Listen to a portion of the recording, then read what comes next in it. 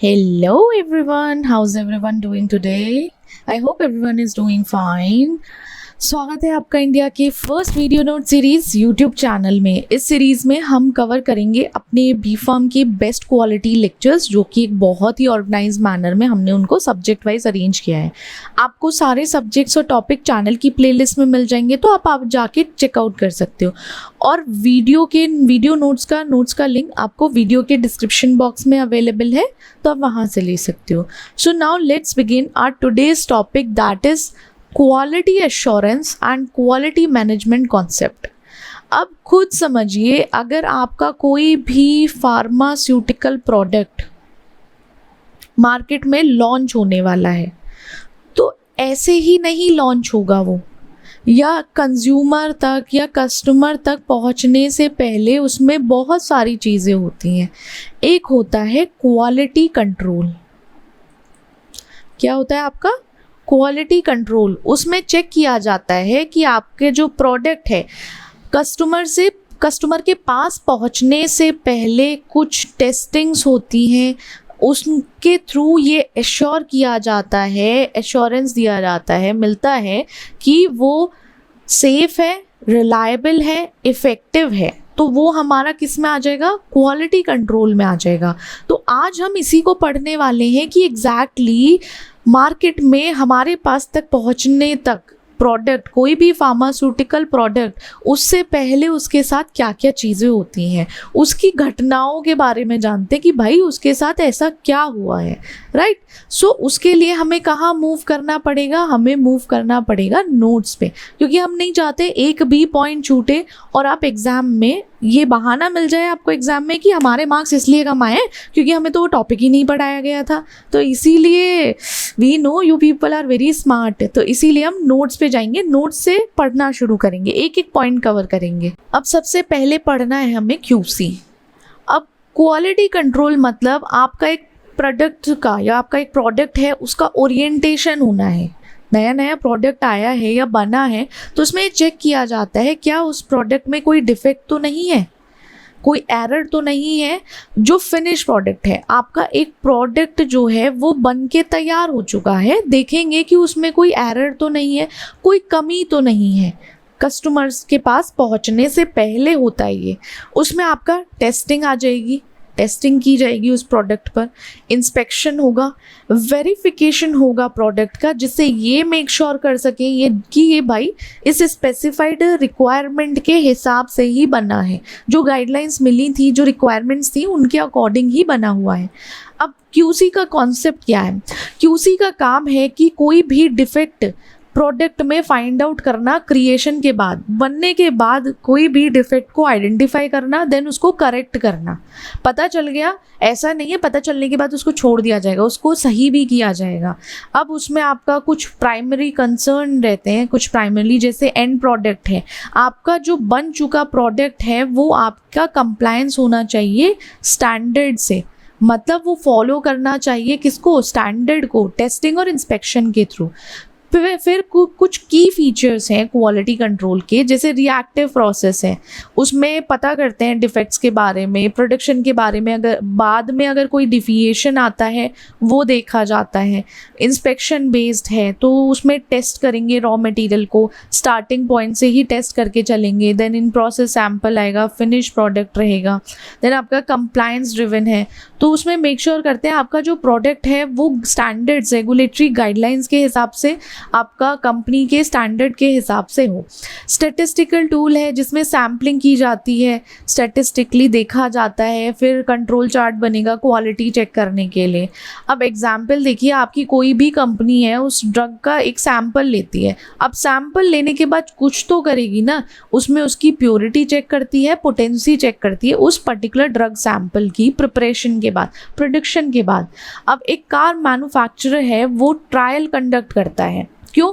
क्योंकि उसे पता है शिपिंग से पहले उसे सब चीज़ें फाइंड आउट करनी है।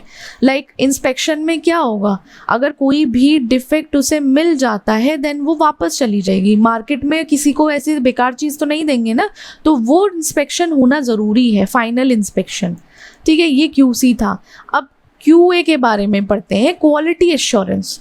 अब क्वालिटी एश्योरेंस क्या होता है? एक ऐसा, आप फीचर्स बोल दीजिए, या एक ऐसी चीज़ है जिसमें प्रोएक्टिवली प्रोसेस को इस तरीके से डिज़ाइन किया जाता है कि आपका जो प्रोडक्ट है जब बनेगा उसमें कोई डिफेक्ट ना आए। डिफेक्ट को प्रिवेंट करने के लिए QA रहता है, वो मेक श्योर करता है quality through out the production.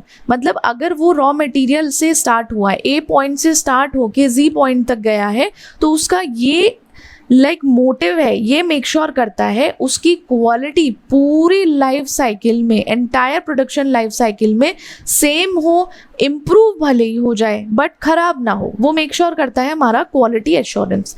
अब कंसेप्ट क्या है इसका, कि जो क्वालिटी एश्योरेंस है वो मेन फोकस करता है कि आपका प्रोडक्ट की क्वालिटी कंसिस्टेंट रहे।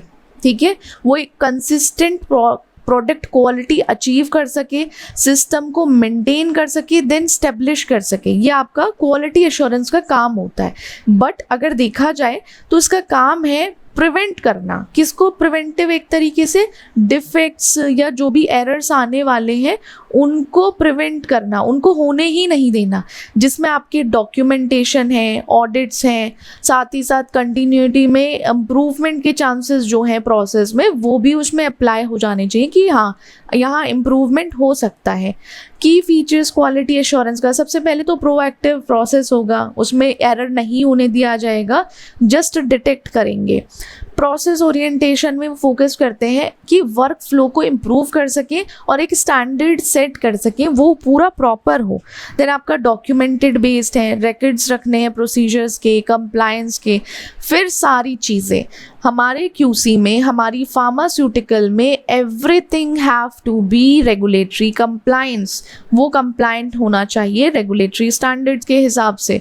वो फॉलो करेगा किसके? इंडस्ट्री स्टैंडर्ड्स को भी, जैसे ISO 9001 है, FDA है, WHO है, एट्सेट्रा। ये सारे आपके रेगुलेटरी कंप्लायंस में आते हैं। एग्जाम्पल, अगर कभी भी कोई SOP बनना है फार्मास्यूटिकल कंपनी में, तो वो कहाँ से बन के आएगा? QA से बनेगा। आपका एम्प्लॉय है, ट्रेनिंग एम्प्लॉयज़ हैं फूड प्रोसेसिंग प्लांट में, तो उनको हाइजीन रेगुलेशन फॉलो करना पड़ेगा। फिर GMP के बारे में हम ऑलरेडी पढ़ चुके हैं, रेगुलेटरी अफेयर्स में पढ़ते हैं। अगर नहीं पढ़ा, it's okay, totally fine. But हाँ, हम GMP को पढ़ते हैं क्योंकि गुड मैन्युफैक्चरिंग प्रोसेस जो प्रैक्टिसेस हैं वो फॉलो होनी चाहिए कंपनीज में, जिससे कि आपको एक क्वालिटी स्टैंडर्ड प्रोडक्ट मिल सके जिसको आप यूज़ कर सको। ठीक है, आपका GMP है वो कुछ गाइडलाइंस होती हैं, कुछ रेगुलेशन है जिसमें ये मेक श्योर करते हैं आपका प्रोडक्ट कंसिस्टेंट रहे, कंट्रोल्ड रहे अकॉर्डिंग टू क्वालिटी स्टैंडर्ड, उसके हिसाब से ही बने। इसलिए हम GMP को फॉलो करते हैं। अब कॉन्सेप्ट क्या होता है, आपका GMP ना एक सिस्टमैटिक वे प्रोवाइड करता है कि आपको मैन्युफैक्चरिंग प्रैक्टिसेस कैसे करनी है। वो सब चीज़ें बताएगा कि उसमें लिखा होता है कि आप इस तरीके से ही काम करोगे, आप ऐसे ही काम करोगे, तो वो सारा आपका गुड मैन्युफैक्चरिंग प्रैक्टिसेस में आ जाता है। जैसे कि आपकी फैसिलिटीज़ कैसी होनी चाहिए, आपका पर्सनल को ट्रेंड होना चाहिए, हाइजीन मेंटेन रहे, आपके इक्विपमेंट स्टराइल होने चाहिए, production process, every single thing. आपका जो मैन्युफैक्चरिंग यूनिट है, फॉर एग्जाम्पल इंफ्रास्ट्रक्चर से लेके डॉक्यूमेंटेशन तक सब चीज़ें प्रॉपर होनी चाहिए। आपका GMP ईच एंड एवरीथिंग बताता है।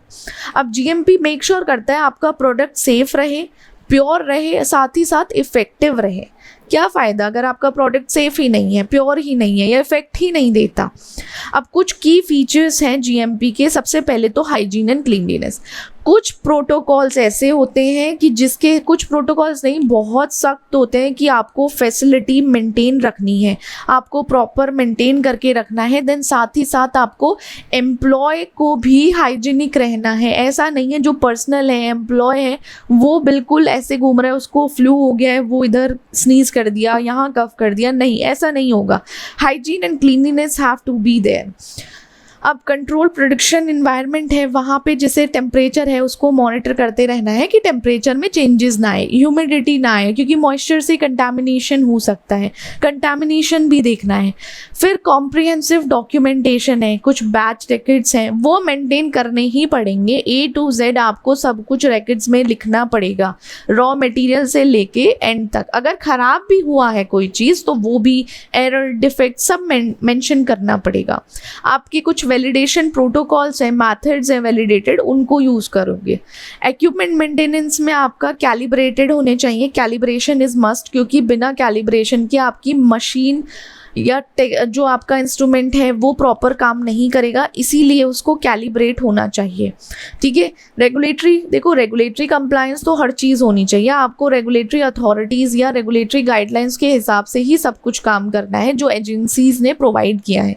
वो एजेंसीज़ आपकी FDA हैं, WHA हैं, EMA हैं।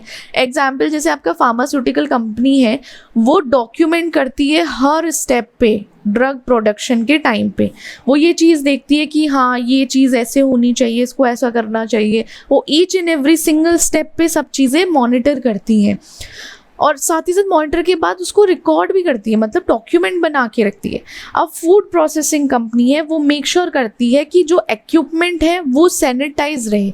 देखो कंटामिनेशन के चांसेस कहीं भी हो सकते हैं, कंटामिनेंट तो कहीं भी प्रेजेंट हो सकता है, उसको प्रिवेंट करने के लिए एक स्टेराइल होना चाहिए एनवायरनमेंट, उसको सैनिटाइज करना चाहिए, ये हमारे ध्यान में होना ही चाहिए। देन आपका GMP है, GMP क्या करता है, जो रिस्क है मैन्युफैक्चरिंग में बहुत सारे रिस्क आते हैं, कंटामिनेशन का चांसेस हो सकता है, क्वालिटी डिग्रेड हो सकती है, एफिकेसी, सेफ्टी, बहुत सारी चीज़ें हैं प्रोडक्ट की, तो वो GMP क्या करेगा, उन चीज़ों को कम कर देता है, क्वालिटी अच्छी रखेगा, हाई क्वालिटी मेक श्योर करेगा कि वहाँ रहे प्रोडक्ट में, सेफ रहे प्रोडक्ट, आपका इफेक्टिवनेस दे सके। अब कुछ कंपनीज के लिए ये मैंडेटरी है, मतलब कंपलसरी है फार्मास्यूटिकल और मेडिकल डिवाइसेस इंडस्ट्री में कि उनको वो चीज़ सेफ रखनी ही है। अब ये चीज़ थोड़ा सा कंट्रोवर्शियल हो जाएगी कि सिर्फ कंपनीज फार्मास्यूटिकल और मेडिकल डिवाइसेस में मैंडेटरी, हर जगह मैंडेटरी है। अगर आपकी सोप इंडस्ट्री है या शैम्पू इंडस्ट्री है, कॉस्मेटिक इंडस्ट्री है, या कोई भी A to Z cloth, fabric, कुछ भी इंडस्ट्री है, कोई भी कंपनी है, वहाँ पे GMP होना बहुत ज़रूरी है, क्योंकि आपको पेशेंट की ही नहीं पब्लिक की हेल्थ भी देखनी है, पब्लिक की डिमांड्स, कंज्यूमर्स, वो सारी चीज़ें भी देखनी है। तो इसलिए हमारा GMP जो है वो इम्पॉर्टेंट होता है क्वालिटी मेंटेन करने के लिए, कि हाई क्वालिटी रख सके, प्रोडक्ट सेफ रखे मार्केट में लॉन्च होने से पहले, और आपका प्रोडक्ट इफेक्टिवनेस भी इफेक्टिव हो पेशेंट के लिए, राइट।